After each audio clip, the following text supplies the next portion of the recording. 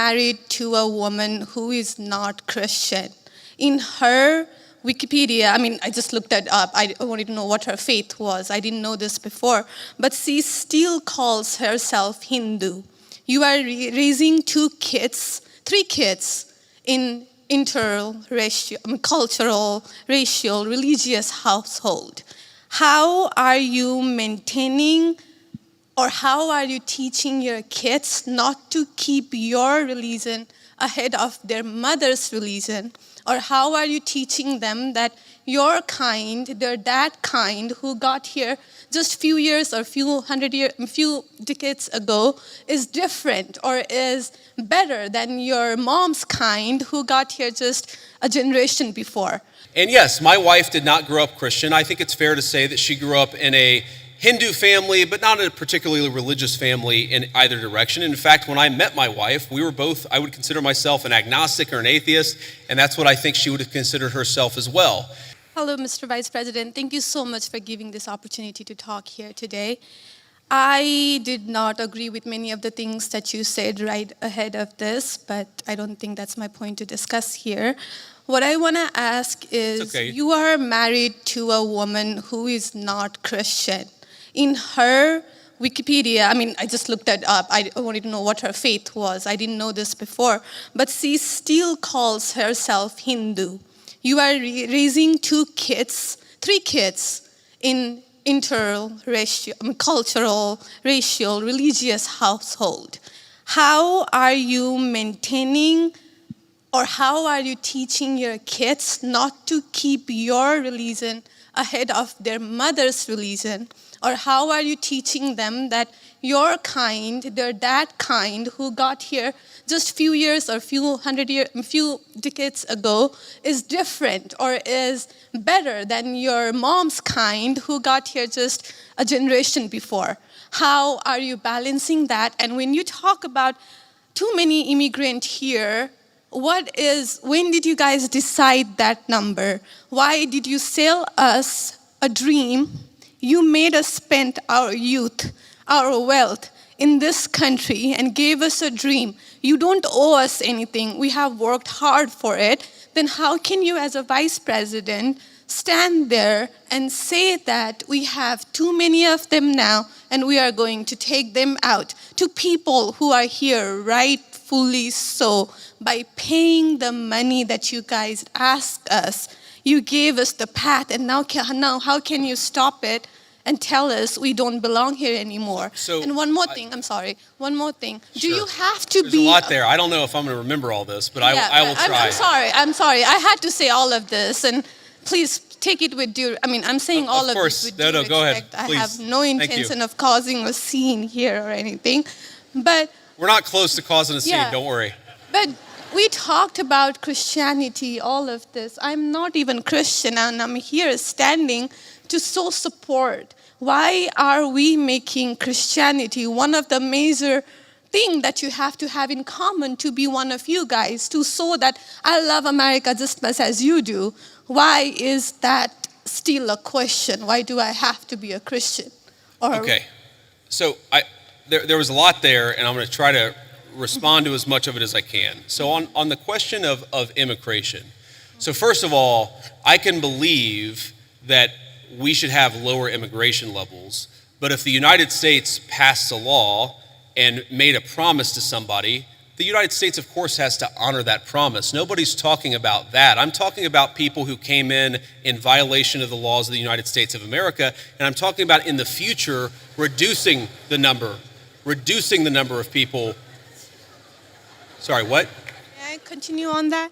Because when you just said you are not stopping with the people who came here legally, right? But you are pushing out policies that hurt us. And these policies are not even solving the problems. These policies are just creating chaos. Ma'am. Okay, so again, I'm gonna finish answering the question, and then if I've answered all 9 of your questions in less than 15 minutes, then we can keep on going. We got to have a little fun, right? So here's the thing. I can believe that the United States should lower its levels of immigration in the future, while also respecting that there are people who have come here through lawful immigration pathways that have contributed to the country. But just because one person or 10 people or 100 people came in legally and contributed to the United States of America, does that mean that we're thereby committed to let in 1 million or 10 million or 100 million people a year in the future? No, that's not right.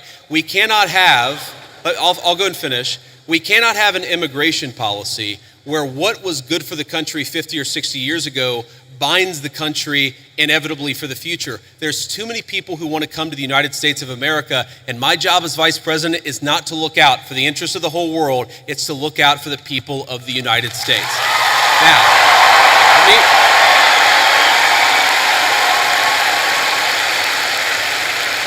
Now, you asked a personal question about our interfaith household. And yes, my wife did not grow up Christian. I think it's fair to say that she grew up in a Hindu family, but not a particularly religious family in either direction. In fact, when I met my wife, we were both, I would consider myself an agnostic or an atheist, and that's what I think she would have considered herself as well. You know, everybody has to come to their own arrangement here. The way that we've come to our arrangement is she's my best friend. We talk to each other about this stuff. So we decided to raise our kids Christian. Our two oldest kids who go to school, they go to a Christian school. Our 8-year-old did his first communion about a year ago. That's the way that we have come to our arrangement. But, thank you. My 8-year-old was also very proud of his first communion. Thank you, guys. I'll tell him that Old Miss wishes him the best. But I think everybody has to have this own conversation when you're in a marriage. I mean, it's true for friends of mine who are in Protestant and Catholic marriages, friends of mine who are in, atheist and Christian marriages. You just got to talk to the only advice I can give is you just got to talk to the person that God has put you with, and you've got to make those decisions as a family unit. For us, it works out. Now, most Sundays, Usha will come with me to church. As I've told her, and I've said publicly, and I'll say now in front of 10,000 of my closest friends, do I hope eventually that she is somehow moved by the same thing that I was moved in by church? Yeah, I honestly do wish that, because I believe in the Christian gospel, and I hope eventually my wife comes to see it the same way. But if she doesn't, then God says everybody has free will, and so that doesn't cause a problem for me. That's something you work out with your friends, with your family, with the person that you love. Again, one of the most important Christian principles is that you respect free will. Usha's closer to the priests who baptized me than maybe I am. They talk about this stuff. My attitude is you figure this stuff out as a family, and you trust in God to have a plan, and you try to follow it as best as you can. And that's what I try to do. I want to make a final point. So I don't want to cut you off. I want to be respectful to all the people behind you in line, but I want to make this point about immigration, okay?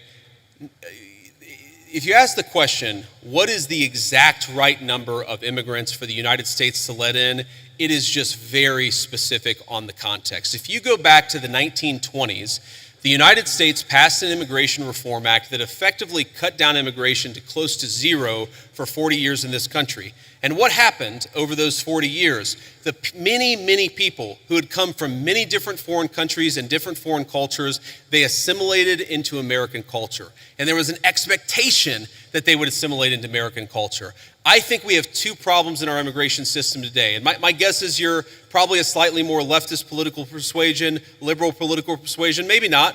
But here's the thing. I remember back in my establishment GOP days, when I was still very early getting involved in Republican politics, I remember a conservative think tank person who told me that one of the reasons why immigration was really good is that if you had enough diversity in a country, people would mistrust each other and they wouldn't join labor unions. Okay? So when I see a lot of left-wing people who theoretically support organized labor saying we need to flood the country with a limitless number of immigrants, they're unwilling to set any limitations on it. My response to that is you are destroying the very social trust on which American freedom and prosperity was built. And that is really important to me.